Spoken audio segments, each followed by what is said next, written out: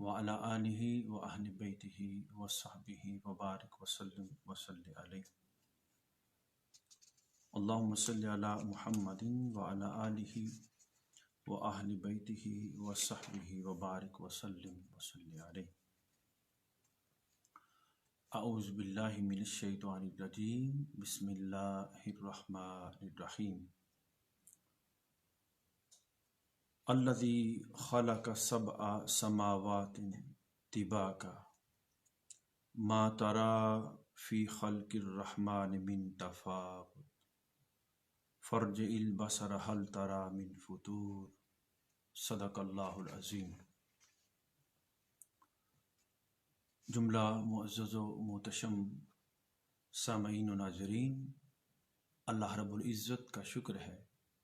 کہ جس نے ہم سب کو حضور نبی مکرم صلی اللہ علیہ وآلہ وسلم کا امتی بنایا اور اسی نسبت کے ساتھ ماہ رمضان المبارک کی نعمتیں، برکتیں اور سعادتیں عطا فرمائیں۔ ماہ رمضان المبارک کا یہ آخری عشرہ گزر رہا ہے۔ یہ اللہ رب العزت کی عنایتوں، بخششوں اور اللہ کی حضور قربتوں کے خاص ایام ہیں، جن ایام میں وہ اپنی خاص رحمت کے ساتھ، اپنی عطا کے ساتھ، اپنے جود و کرم کے ساتھ اور اپنی بخشش کے سمندروں کے ساتھ اپنے بندوں کی طرف التفات کیے ہوئے ہیں اپنی شان کے لائق۔ عزیزان محترم، یہ آخری عشرہ ہے جس میں بطور خاص تاجدار کائنات صلی اللہ علیہ وسلم کا فرمان عالی شان کہ بے شک میری امت کو اس ماہ رمضان المبارک میں ایک رات عطا کی گئی ہے جسے لیلۃ القدر کہا جاتا ہے، جس کی شان اقدس کے باب میں قرآن مجید نے پوری سورت کا اللہ رب العزت نے نزول فرمایا کہ ایک رات خیر من الف شہر، 1000 مہینوں سے بہتر ہے۔ اتنی مبارک رات اس ماہ رمضان المبارک کے آخری عشرہ کی طاق راتوں کے اندر، یہ بھی اس کی ایک خاص عطا ہے آقا علیہ السلام کی امت پر۔ اور پھر یہ آخری ایام ماہ رمضان المبارک کے اس عشرہ کی شکل میں، جس میں اللہ کے حضور لوگ معتکف ہوتے ہیں اور اللہ رب العزت کی بارگاہ میں سر بسجود ہوتے ہیں، خلوت نشینی اختیار کرتے ہیں اللہ رب العزت کی قربت کے لیے، آقا علیہ السلام کی بارگاہ کی حضوری کے لیے۔ آقا علیہ السلام کا فرمان عالی شان کہ بے شک اگر میرا امتی ماہ رمضان المبارک کے اندر آخری عشرے میں اعتکاف کرتا ہے تو اعتکاف کی وجہ سے بھی اسے گناہوں سے ایسے پاک کر دیا جاتا ہے کہ گویا اس پر کوئی گناہ نہیں تھا۔ اور کہیں فرمایا کہ اسے 2 حجوں کا ثواب عطا کیا جاتا ہے، عمروں کا ثواب عطا کیا جاتا ہے۔ اس کی رحمت بہت بہت زیادہ اپنی شان کے لائق اپنے بندوں کو آغوش میں لیتی ہے۔ ادھر سے آوازیں آ رہی ہیں، ہم تو مائل بکرم ہے کوئی سائل ہی نہیں، راہ دکھلائیں کسے راہ روے منزل ہی نہیں۔ اور پھر یہ آخری ایام ماہ رمضان المبارک کے عشرے کی شکل میں، جس میں بہت زیادہ اللہ رب العزت کی بارگاہ سے یہ بھی صدا آتی ہے میری راہ میں خرچ کر لو، انفاق فی سبیل اللہ کر لو، میری رضا کی خاطر غریبوں، یتیموں، مساکین کو ان کا حق دے دو۔ یہ زکوٰۃ کی شکل میں، صدقات کی شکل میں، خیرات کی شکل میں جو نیکی کی جا رہی ہے اس آخری عشرہ کے اندر اور اس ماہ رمضان المبارک میں، بہت اللہ رب العزت کی بارگاہ سے بے حد و حساب اجر ہے، فضیلت ہے۔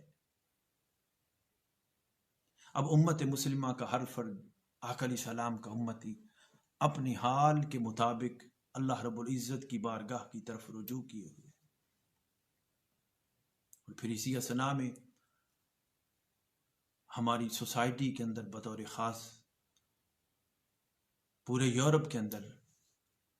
پاکستانی کمیونٹی کے اندر یہ بھی چیز کہ رؤیت ہلال کے باب میں اب یہ مسئلہ بھی تاجدار کائنات صلی اللہ علیہ وسلم نے اپنی امت کو ارشاد فرما دیا کہ بے شک سومو لرؤیتہ وافطروا لرؤیتہ۔ آقا علیہ السلام نے فرمایا کہ چاند کی رؤیت کی بنیاد پر روزہ رکھو اور چاند کی رؤیت کی بنیاد پر افطار کرو۔ یہ مسئلہ پوری سوسائٹی کے اندر بطور خاص ہمارے پاکستانی بھائیوں کے ہاں، ائمہ علماء کے ہاں بہت زیادہ شدت اختیار کر گیا ہوا ہے۔ مختلف اس کی تعبیرات معنی کی جاتی ہیں، اور آقا علیہ السلام کا چونکہ فرمان علی شان فَإِن غُمَّ عَلَيْكُمْ فَعِدَّةٌ ثَلَاثِينَ کہ بے شک اگر بادل ہو اور تمہیں سمجھ نہ آ رہی ہو تو پھر 30 کے عدد کو مکمل کر لو جب چاند پوشیدہ ہو۔ اور کہیں فرمایا فَأْكْمِلُوا الْعِدَّةَ کہ 30 کے عدد کو مکمل کر لو، اور کہیں فرمایا فَإِن غُمَّ عَلَيْكُمُ الشَّهْرُ فَأْكْمِلُوا عِدَّةَ الثَّلَاثِينَ کہ بے شک اگر ہلال پوشیدہ رہ جائے تو پھر مہینے کے 30 دن گنتی کے پورے کر لو۔ یہ آقا علیہ السلام کی احادیث مبارکہ کے مختلف مقامات پر جو الفاظ آئے ہیں، جسے امام احمد بن حنبل نے ذکر کیا ہے، جسے امام مسلم نے ذکر کیا ہے، اور دیگر محدثین کرام نے، یہ رؤیت ہلال کا مسئلہ اس وقت تک حل نہیں ہو سکتا ہے اور پوری امت مسلمہ ایک پیج پر نہیں آ سکتی ہے جب تک جو رؤیت کا معنی ہے اس کو نہ سمجھ لیا جائے اور اس کی ڈیفینیشن کے اوپر جو ہے وہ مکمل اجتماعیت کے ساتھ اعتماد نہ کر لیا جائے۔ اب رؤیت کے لغت کی کتابوں کے اندر مختلف معنی ہے، المنجد کو اٹھائیں، القاموس کو اٹھائیں، لسان العرب کو اٹھائیں، کیونکہ آقا علیہ السلام کا فرمان عالی شان، یہ جو آقا علیہ السلام نے فرمایا کہ بے شک چاند کی رؤیت پر روزہ رکھو اور چاند کی رؤیت پر ہی تم افطار کرو۔ جب آقا علیہ السلام کا یہ فرمان عالی شان آقا علیہ السلام کی حیات طیبہ کے اندر اور بعد ازاں اس وقت جو سورسز تھا، جو ذریعہ تھا رؤیت کا، وہ یہی تھا کہ چاند کو دیکھا جائے، کیونکہ جو سائنس کی ظاہراً ترقی اس وقت ہو چکی ہے اور ڈیولپمنٹ ہو چکی ہے کوسمولوجی کے ذریعے، اسٹرونومی کے ذریعے، آج سائنس کی جتنی ترقی ہے اور جن معنی کو سائنس الیبوریٹ کر رہی ہے، اور سائنس جو ہے وہ رؤیت کے معنی کو جس انداز میں ڈیفائن کر رہی ہے، یہ طریقہ اس وقت نہیں تھا، اور تاجدار کائنات صلی اللہ علیہ وسلم نے اس وقت اپنے صحابہ کرام کو اور اس دور کے جو لوگ تھے، تابعین، تبع تابعین، وہ چاند کو دیکھ کر روزہ رکھتے، انہوں نے یہ معنی جو ہے اپنے دور کے مطابق یہ معنی متحقق تھا اس دور کے اندر، مگر آقا علیہ السلام نے اس کو رؤیت کا جو معنی ہے وہ صرف ننگی آنکھ کے ساتھ دیکھنے کے ساتھ ہی متعین نہیں فرمایا ہے، کیونکہ قرآن مجید رؤیت کے، ہم جب اس وقت تک رؤیت کی حقیقت کو نہیں سمجھ سکتے ہیں، اس کے معنی کو، اس کی ڈیفینیشن کو، جب تک قرآن مجید کا مطالعہ ہم رؤیت کے معنی کے باب میں اور احادیث مبارکہ کی روشنی میں اور لغت کی کتابوں میں اس کو نہیں دیکھیں گے، چونکہ ایک جہت میں آقا علیہ السلام نے فرمایا کہ چاند کی رؤیت پر روزہ رکھو اور افطار کرو، اور ساتھ فرمایا کہ اگر چاند پوشیدہ رہ جائے تو پھر گنتی کے 30 دن مکمل کر لو۔ چونکہ قمری مہینہ جو ہے وہ 30 سے آگے تو نہیں جا سکتا ہے، 29 کا ہوگا یا 30 کا ہوگا۔ تو یہاں پر آقا علیہ السلام نے یہ جو فرمان عالی شان ہے آقا علیہ السلام کا کہ چاند کی رویت پر روزہ رکھو، یہ رویت بصری ہے۔ اس کا ایک معنی رویت بصری ہے کہ آنکھ کے ساتھ دیکھنا، چاند نظر آ جائے، مگر اس کو آقا علیہ السلام نے مقید نہیں فرمایا ہے، اسپیسیفک نہیں فرمایا کہ صرف آنکھ کے ساتھ ہی دیکھنا ہوگا، چونکہ قرآن مجید کے الفاظ مختلف مقامات پر رویت کی ڈیفینیشن کو بیان کرتے ہیں۔ آپ اس چیز کو اور پھر یہاں پر آقا علیہ السلام نے جب فرمایا کہ تم گنتی کے 30 دن مکمل کرو، تو یہاں سے آقا علیہ السلام نے علم کا دوسرا دروازہ، تیسرا دروازہ، علم بالحساب کا، علم بالتفکر کا، علم بالعقل کا، اس دروازے کو آقا علیہ السلام نے کھول دیا۔ چونکہ اس وقت رویت بصری کے سوا اور کوئی سورسز نہیں تھا چاند کی تلاش کا، چاند کو دیکھنے کا اور چاند کے معلوم ہونے کا۔ اب قرآن مجید اب جو پھر ترقی ہوئی ہے، سائنس کی ترقی ہوئی ہے، ڈیولپمنٹ ہوئی ہے، تو معنی جو ہے وہ بدلتے چلے جا رہے ہیں، کیونکہ شریعت اسلامیہ کا اصول ہے کہ تغیر زمانہ کے ساتھ احکام بدل جاتے ہیں، شریعت کے احکام بدل جاتے ہیں مگر اصل وہی رہتی ہے، اس کی فروعات آگے بڑھتی چلی جاتی ہیں۔ اب جو انسان ترقی کرے گا، ڈیولپمنٹ کرے گا، تو نئے نئے معنی جو ہیں قرآن مجید کی تعلیمات کے مطابق ہی اجاگر ہوتے چلے جائیں گے۔ اب قرآن مجید رویت کے معنی کو، چونکہ آقا علیہ السلام نے اپنے دور کے ظاہری، اپنے حیات ظاہری کے زمانہ کے جو لوگ تھے حضور کے، اور عرب کے اندر جو عرب کی سوسائٹی تھی، اس باب میں آقا علیہ السلام نے فرمایا کہ نحن امتی امی لا نکتب ولا نحسب، کہ بے شک ہم ان پڑھ قوم ہیں جو لکھنا اور حساب و کتاب نہیں کرنا جانتے ہیں۔ تو یہ آقا علیہ السلام کا فرمان عمومی عرب کے لوگوں کی طرف تھا، چونکہ عرب کے لوگ اتنے پڑھے لکھے نہیں تھے، اور امام بلازری نے فتوح البلدان میں اس کا ذکر کیا ہے کہ فتح مکہ سے پہلے آقا علیہ السلام کی حیات طیبہ کے اندر، اس وقت جب آقا علیہ السلام کی ولادت باسعادت ہوئی، تو ایک پورا طویل جو عرصہ ہے، اس سے پہلے صرف 8 لوگ سرزمین مکہ پر لکھے پڑے تھے، جو لکھنا جانتے تھے، پڑھنا جانتے تھے، کتابت کر جانتے تھے۔ یہ تو آقا علیہ السلام کا فیض تھا کہ آقا علیہ السلام نے عرب کی قوم کو لکھنا پڑھنا سکھا دیا، اور وہ سب علوم عطا فرما دیے جن کا وہ ادراک نہیں کر سکتے تھے، جن کی انہیں فہم و بصیرت نہیں تھی۔ آقا علیہ السلام نے پھر اپنی تربیت سے ہزارہا افراد کو لکھنا پڑھنا سکھا دیا۔ یہ تو اسلام کی خوبی ہے کہ جب غزوہ بدر ہوا تو اس میں جتنے قیدی ہوئے تھے، آقا علیہ السلام نے فرمایا کہ اس کو آزاد کر دیا جائے گا جو مدینہ کے مسلمانوں کے، صحابہ کرام کے 10 بچوں کو اور افراد کو پڑھنا لکھنا سکھا دے گا۔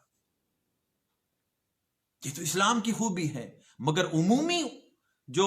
حال تھا عرب کا، اس کی طرف آقا علیہ السلام نے ارشاد فرمایا، اور یہ پھر آقا علیہ السلام کی شان اقدس کے رب کائنات نے فرمایا والذی بعث فی الامیین نبیا، فی الامیین رسولا، کہ بے شک ان ان پڑھوں کے اندر ہم نے اپنا محبوب رسول جو ہے وہ بھیجا ہے۔ ان پڑھ قوم کے اندر اللہ پاک نے اپنا رسول بھیج دیا، جس رسول کو رب کائنات نے خود اپنی بارگاہ سے لکھنا اور پڑھنا سکھایا ہے۔ اسلام کی خوبی ہے کہ قرآن مجید کی آیات بینات کا نزول بھی علم کے ساتھ ہوا ہے۔ پہلی وہی اعوذ باللہ من الشیطان الرجیم، اقرأ بسم ربک الذی خلق، پڑھیے اپنے رب کے نام سے۔ تو علم کے ساتھ ابتدا ہوئی ہے وحی کی۔ تو اس نوعیت میں یہ پیغام رویت کے معنی کے باب میں دیا جا رہا ہے، جس کو ہم سمجھے بغیر چاند کی کہ چاند ہو گیا ہے نہیں ہوا ہے، نیا مہینہ رمضان المبارک کا اختتام ہو رہا ہے نہیں ہو رہا ہے، شوال کا چاند نکل آیا ہے نہیں نکلا ہے، تو اس وقت تک ہم اس کے معنی کو متعین نہیں کر سکتے ہیں جب تک ہم رویت کے معنی کو نہیں سمجھیں گے۔ اب قرآن مجید ایک مقام پر ارشاد فرماتا ہے،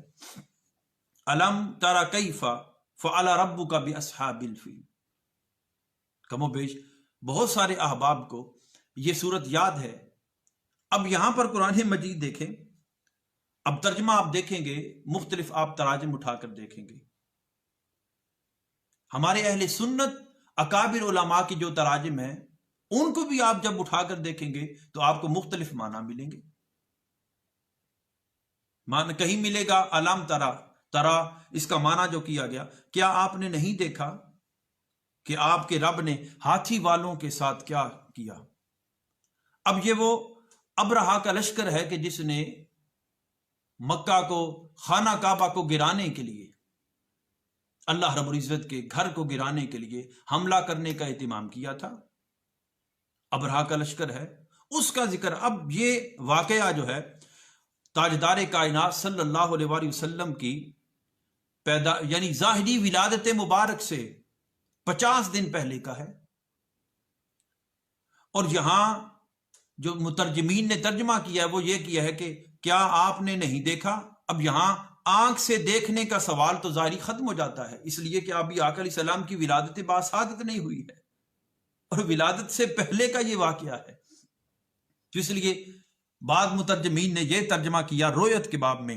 یعنی دیکھنے کے باب میں، الم ترا کیفا۔ کوئی ترجمہ کہتا ہے کیا آپ نے نہیں سنا؟ کسی نے ترجمہ کیا کیا آپ نے نہیں جانا؟ کسی نے ترجمہ کیا کیا آپ نے نہیں دیکھا؟ اب یہ رویت کے مختلف معنی جو ہیں بیان کیے جا رہے ہیں، اور قرآن مجید کی آیت اس کو الیبوریٹ کر رہی ہے، ڈیفائن کر رہی ہے۔ اب یہاں پر پھر اسی انداز میں، چونکہ لغت کی کتابوں کے اندر بھی مختلف معنی ہے رویت کے باب میں، کہیں رویت کا معنی جو دیکھنا ہے، جسے کہا جاتا ہے کہ آنکھ سے جو دیکھنا ہے، یہ رویت بالحاسہ ہے، یعنی آنکھ سے دیکھنا یا کسی اور حصے دیکھنا جس سے انسان سمجھ سکتا ہے، اس کو وہ بات معلوم ہو سکتی ہے، وہ سن کر ہو سکتی ہے، وہ دیکھ کر ہو سکتی ہے۔ اسی طرح رویت سے مراد جو المفردات کے اندر ہے وہ یہ بھی ہے کہ اس کا معنی جو ہے رویت سے مراد حصے وہمہ ہے، اور حصے متخیلہ سے یہ معلوم کرنا ہے اور یہ اندازہ لگانا، اس کا معنی یہ ہے کہ حصے وہمہ انسان گمان کرتا ہے کہ یہ معنی ہو سکتا ہے، یہ معنی ہو سکتا ہے۔ اب جب حصے وہمہ میں انسان آتا ہے تو پھر اس کا تعلق تو آنکھ سے کٹ جاتا ہے، سننے سے کٹ جاتا ہے، تو اس کا تعلق انسان کی عقل کے ساتھ چلا جاتا ہے، انسان کی سوچ کے ساتھ چلا جاتا ہے، تدبر اور تفکر کی طرف چلا جاتا ہے۔ تو یہاں دوسرا معنی جو ہے وہ رویت کا لغت کی کتابوں کے اندر وہ حصے وہمہ کے باب میں کیا گیا ہے، حصے متخیلہ کے باب میں کیا گیا ہے۔ اور پھر اسی طرح امام راغب اصفہانی نے تیسرا معنی بھی اس کا بیان کیا، اور وہ یہ ہے کہ رویت سے مراد رویت بالتفکر ہے، یعنی غور و فکر کرنا ہے، اور یہ معنی جو ہے وہ خالصتاً سائنسی اور تحقیقی معنی ہے۔ سائنس ایکسپیریمنٹ کے بعد کسی چیز کو صحیح طور پر جو ہے وہ ایکسپلین کرتی ہے، اس کے اوپر یقین کرتی ہے، اور مختلف تجربات کے بعد کسی ایک نتیجے پر پہنچتی ہے۔ اور سائنس کسی بھی جہت میں، کسی بھی فیلڈ میں جو بھی سبجیکٹ ہے اس کے اندر غور و خوض کرتی ہے، تجربے کرتی ہے، اور پھر بالآخر ایک نتیجے پر پہنچتی ہے۔ تو یہاں رویت کا جو تیسرا معنی کیا جا رہا ہے وہ رویت بالتفکر ہے۔ اور اسی طرح لغت کی کتابوں میں ایک اور معنی بھی رویت کا آیا ہے، اور یہ معنی ہے جسے امام راغب اصفہانی رحمۃ اللہ تعالی علیہ بیان کرتے ہیں، یہ رویت بالعقل ہے، کہ عقل کی مدد سے جان لینا، اور جو عقل کی مدد سے جان لینا ہے یہ علم الحساب ہے، علم الحیت ہے، یہ ان معنی کو بیان کیے جا رہے ہیں۔ اب رویت کا لغت کی کتابوں کے اندر مختلف معنی ہیں۔ اب کوئی ایک اسپیسیفک معنی اگر اسی کے اوپر اس کو مقید کر دیا جائے اور کہا جائے کہ ہم صرف رویت کا جو معنی ہے وہ رویت بصری کے ساتھ کریں گے، ننگی آنکھ کے ساتھ دیکھنا ہے، تو اس کو تو لغت کی کتابوں نے مقید نہیں کیا ہے، اور قرآن مجید نے اس کے اوپر تفصیل کے ساتھ بات کی ہے۔ اب جیسے میں نے قرآن مجید کی سورۃ الفیل سے آپ کے سامنے یہ بات رکھی، اب ایک اور مقام پر آپ تصور کریں، قرآن مجید اس کو بیان کرتا ہے۔ ہاں پہلے اسی کو لے لیتے ہیں کہ جہاں اصحاب فیل کی بات کی گئی ہے تو وہاں دیکھنے کا جو معنی کیا گیا ہے وہ دیکھنے کا معنی آنکھ کے ساتھ تو ہے نہیں، اس لیے کہ آقا علیہ السلام کی ولادت نہیں ہوئی ہے اور ولادت سے پہلے کا معاملہ ہے، تو اس لیے مترجمین نے یہاں پر یہ معنی کیا، کیا آپ نے نہیں سنا، کیا آپ نے نہیں جانا، یعنی یہاں جاننے کا جو معنی ہے وہ اللہ رب العزت کی بارگاہ سے وہ علم وحی ہے جس کی خبر آقا علیہ السلام کو عطا کی گئی ہے، جس کے ذریعے۔ اسی طرح سورۃ الملک میں اللہ رب العزت بیان فرماتے ہیں، اعوذ باللہ من الشیطان الرجیم، الذی خلق سبع سماوات طباقا، کہ جس نے 7 آسمانی کرے باہمی مطابقت کے ساتھ، یعنی طبق در طبق پیدا فرمائے، اور ما ترا فی خلق الرحمن من تفاوت، اور تم خدائے رحمان کے نظام تخلیق میں کوئی بے ضابطگی اور عدم تناسب نہیں دیکھو گے۔ اب یہاں بطور خاص بات کی جا رہی ہے، قرآن مجید اس کو بیان کر رہا ہے کہ ما ترا فی خلق الرحمن، جو بھی اللہ نے یہ تخلیق کیا ہے، 7 آسمان طبق در طبق جو پیدا فرمائے ہیں، من تفاوت، ان میں کوئی عدم تناسب نہیں ہے، یعنی آپ دیکھیں گے، اب تصور کریں کہ انسان کی آنکھ ہے، انسان کی آنکھ میں رویت بصری میں اتنی قوت ہے کہ وہ 7 آسمانوں کو دیکھ سکے۔ اب ایک آسمان تک کتنی لاکھاں ارباں مائل جو ہے وہ فاصلہ ہے، پھر آگے اوپر دوسرا آسمان ہے، اور پھر ایک آسمان کی موٹائی جس کے بارے میں آقا علیہ السلام نے ارشاد فرمایا کہ اگر ایک گھوڑا جو ہے، نورانی گھوڑا، وہ 500 میل کی مسافت جو ہے وہ اتنی رفتار کے ساتھ اگر دوڑے تو پھر پہلا آسمان جو ہے وہ کلیئر ہو سکتا ہے، اسے عبور کیا جا سکتا ہے، یعنی 500 سال تک اگر وہ دوڑتا رہے، اس کی اتنی سپیڈ ہو وہ دوڑتا رہے تو پہلا آسمان کراس ہو سکتا ہے۔ تو کس کی آنکھ میں یہ جرت ہے کہ پہلے آسمان تک اس کی نگاہ جائے، پھر دوسرے آسمان تک؟ ہماری نگاہ تو جاتی ہے آسمان کی طرف، بس چند کلومیٹر کے بعد ہماری نگاہ کی پرواز ختم ہو جاتی ہے، یہ تو اوپر ہمیں خلا نظر آتا ہے، سارا آسمان تک نگاہ نہیں پہنچ سکتی ہے، چہ جائے کہ پھر پہلے آسمان کو کراس کرے، پھر دوسرے کو، پھر تیسرے کو، اور پھر اس کے اندر دھیان کرے کہ اس میں کہیں فرق نہیں ہے، بے ضابطگی نہیں ہے۔ اور اللہ رب العزت کی قدرت کے یہ کرشمے ہیں جو 7 آسمان طبق در طبق جو، مگر یہاں پر اللہ رب العزت نے فرمایا کہ بے شک آپ دیکھیں گے، تو یہاں جو دیکھنے کا معنی ہے جس کو بیان کیا جا رہا ہے وہ یہاں پر غور و فکر کرنا ہے، غور و خوض کرنا ہے، یہ بالتفکر ہے، بالعقل ہے، کہ انسان اپنی عقل کے ذریعے جانے گا کہ ہاں اس کی قدرت کے یہ کرشمے ہیں کہ اس نے 7 آسمان کو پیدا کیا ہے اور اس کے اندر کوئی بے ضابطگی نہیں ہے، عدم مناسبت نہیں ہے، اس میں تفاوت نہیں ہے، فرق نہیں ہے۔ تو یہاں اللہ رب العزت اس باب میں پھر آگے فرمایا حل ترا من فطور، کہ بے شک کیا تم اس تخلیق کے اندر جو اللہ رب العزت نے 7 آسمان کو پیدا کیا ہے کوئی شگاف یا خلل دیکھتے ہو؟ تو استفہام کی شکل میں ہے، سوالیہ انداز میں، کہ ہاں واقعی نہیں دیکھ سکتے ہو، اس میں کوئی فرق نہیں ہے۔ تو یہاں جو ترا کا معنی بیان کیا جا رہا ہے وہ رویت بالبصر کا نہیں ہے اس انداز کے ساتھ، مگر بیان اس انداز میں کیا جا رہا ہے، اس کا معنی لیا جا رہا ہے، سمجھایا جا رہا ہے۔ اللہ رب العزت اس کو بیان کر کے یہ پیغام دے رہے ہیں کہ جو اللہ رب العزت نے تخلیق کی ہے آسمانوں کی طبق در طبق اس کے اندر غور و فکر کریں، غور و خوض کریں. اور پھر اسی طرح ایک اور مقام پر، اور چونکہ جب بات ختم کی تو فرما فرج البصر ہر طلع من فطور، کہ فرما کہ تمہاری آنکھ جو ہے وہ پلٹ آئے گی، لوٹ آئے گی، یعنی سمجھ نہیں سکتی ہے تمہاری آنکھ اس کا احاطہ نہیں کر سکتی ہے.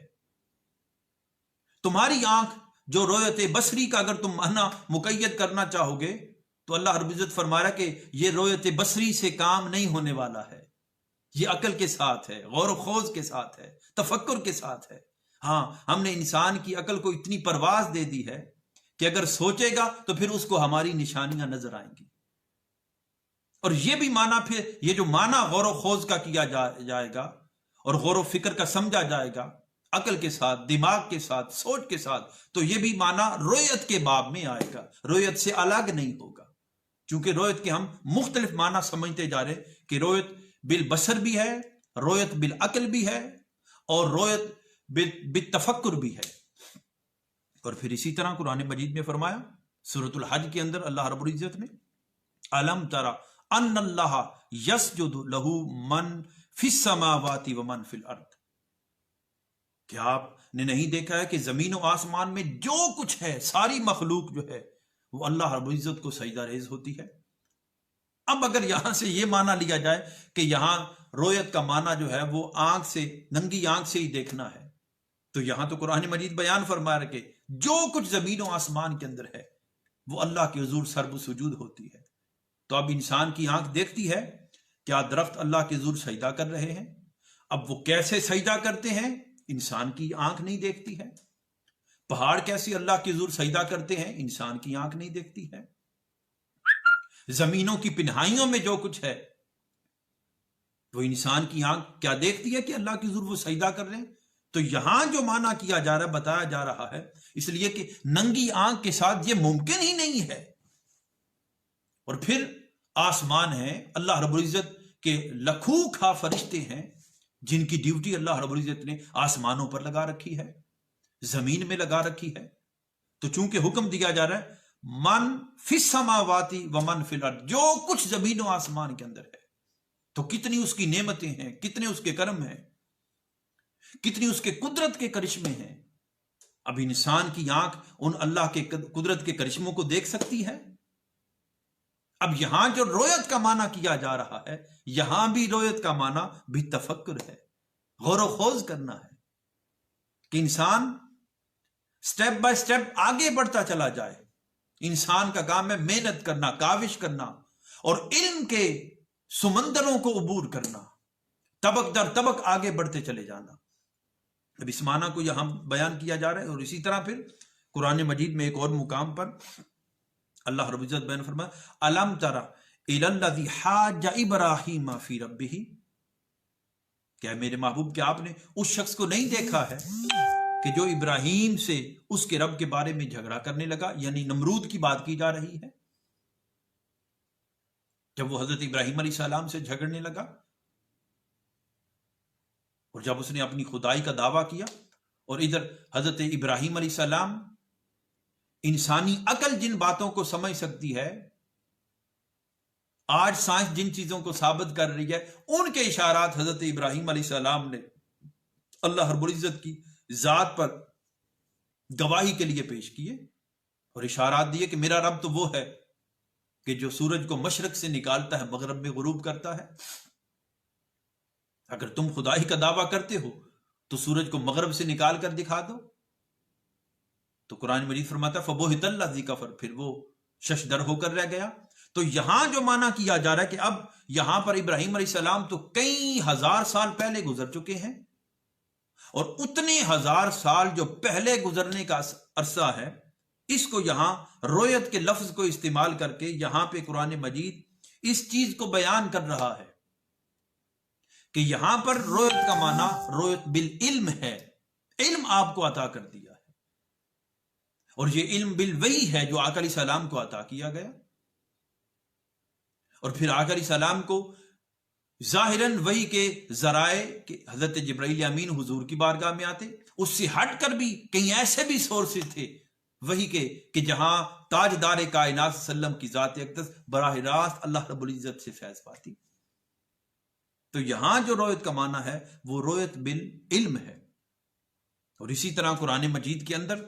اس معنی کو ہم آخری معنی بیان کر کے بات کو ختم کر رہے ہیں کہ جہاں اللہ رب العزت سورہ کہف کے اندر بیان فرماتا ہے اصحاب کہف کا واقعہ، وَتَرَى الشَّمْسَ اِذَا طَلَعَتْ تَزَاوَرُ عَنْ كَهْفِهِمْ ذَاتَ الْيَمِينِ وَإِذَا غَرَبَتْ تَقْرِضُهُمْ ذَاتَ الشِّمَالِ. کہ آپ دیکھتے ہیں کہ بے شک سورج جو ہے وہ اولیاء کرام اصحاب کہف جو غار کے اندر لیٹے ہیں، ظالم بادشاہ سے اپنی جان کو تحفظ دیتے ہوئے اللہ رب العزت کی رضا کی خاطر نکلے ہیں، تو اس غار میں چھپتے ہیں. تو قرآن مجید ان کا ذکر کرتا ہے کہ آپ دیکھتے ہیں کہ جب سورج طلوع ہوتا ہے تو ان کے غار سے دائیں جانب ہٹ جاتا ہے، اور جب غروب ہونے لگتا ہے تو پھر بائیں جانب کترا جاتا ہے. تو یہاں پر بات کی جا رہی وَتَرَى الشَّمْسَ، آپ دیکھتے ہیں سورج کو. اب یہ واقعہ بھی کئی ہزار سال پہلے کا ہے، لیکن معنی جو کیا جا رہا ہے اب آپ دیکھتے ہیں، ظاہری معنی یہ کیا جا رہا ہے، آپ جانتے ہیں، آپ سمجھتے ہیں. تو مختلف تراجم جو ہے قرآن مجید کے ان معنی کو بیان کرتے ہیں. تو یہاں پر رویت کا معنی اس انداز میں کیا جا رہا ہے کہ یہ وہ علم ہے جو غور و خوض کے بعد، جو غور و فکر کے ساتھ، جو انسان کی عقل کو، انسان کی فہم و بصیرت کو، انسان کے شعور کو اللہ رب العزت کی بارگاہ سے ملتا ہے اور وہ ان حقائق کو جان لیتا ہے. تو یہاں رویت کا معنی جو ہے وہ رویت بالعلم ہے. اسی نوعیت کے ساتھ اللہ رب العزت پھر آگے ایک اور مقام پر بیان فرماتا ہے، اولم یر الذین کفروا ان السماوات والارض کانتا رتقا ففتقناہما. اب اندازہ لگائیں، یہاں قرآن مجید اس انداز میں بیان کر رہا ہے، اور کیا کافر لوگوں نے نہیں دیکھا کہ جملہ آسمانی کائنات اور زمین جو ہے یہ سب ایک اکائی کی شکل میں جڑے ہوئے تھے. اب سائنس کی ترقی جتنی ہو رہی ہے، یا وہ لوگ جو اسلام کو نہیں ماننے والے ہیں اور وہ سائنس کے ذریعے آگے بڑھتے چلے جا رہے ہیں، چاند پر انہوں نے کمندیں ڈال لی ہیں، مریخ پر اور دیگر سیاروں پر، اور ہم تو ابھی تک چاند کے بارے میں ہی جھگڑ رہے ہیں، یا ہمارے معاملات چل رہے ہیں چاند ہوا ہے کہ نہیں ہوا ہے، ہم کہاں جا رہے ہیں، ہم کس حال میں ہیں. اے امت مسلمہ کے لوگوں، اے بالخصوص میری پاکستانی قوم کے لوگوں، علماء کرام، مفتیان اعظام، ائمہ کرام، بڑے بڑے درباروں کے سجادہ نشین، جبے والے، کبے والے، سارے احباب، ہم کہاں کھڑے ہیں؟ اور قرآن مجید اس چیز کو بیان کر رہا، علم یر الذین کفروا، وہ لوگ نہیں دیکھتے ہیں جنہوں نے کفر کیا، یعنی جو کافر ہیں، کہ ان السماوات والارض کانتا، کہ بے شک زمین اور یہ کائنات جو ہے یہ سب ایک اکائی کی شکل میں جڑے ہوئے تھے. اب کافروں نے کہاں دیکھ لیا؟ آپ اندازہ لگائیں نا. یہاں اللہ رب العزت بیان فرما علم یارا، کیا انہوں نے نہیں دیکھا ہے؟ اب کافروں کی جو ریسرچ ہے، اب میں سادے جملوں میں آپ احباب تک یہ میسج دے رہا ہوں، جو ان کی ریسرچ ہے، جس کے اوپر انہوں نے تگ و دو کی ہے، غور و خوض کیا ہے، سائنس اس چیز کو بیان کر رہی ہے کہ سورج اور چاند کے درمیان کتنا فاصلہ ہے، اور سورج کے گرد کیسے یہ پورا نظام اللہ رب العزت کا نظام کائنات جو ہے، جو نظام شمسی ہے، یہ کیسے چل رہا ہے، چاند کتنے دنوں کے اندر زمین کے بارے میں اپنا چکر مکمل کرتا ہے، زمین چاند سورج کے گرد کیسے گھوم رہی ہے. یہ ساری جو چیزیں اس وقت بیان کی جا رہی ہیں، جنہیں سمجھا جا رہا ہے. اب یہ سائنس کی ترقی جس نوعیت میں ڈیولپمنٹ کر رہی ہے، آگے بڑھتی جا رہی ہے، اب اس وقت پوری دنیا کے اندر وہ جو نان مسلم ہیں اور جن کا علم اور نالج جو ہے وہ ایک اس دور جدید کے اندر ایک مضبوط دلیل بن چکا ہے. اب ان کی جو مضبوط دلیل بننا ہے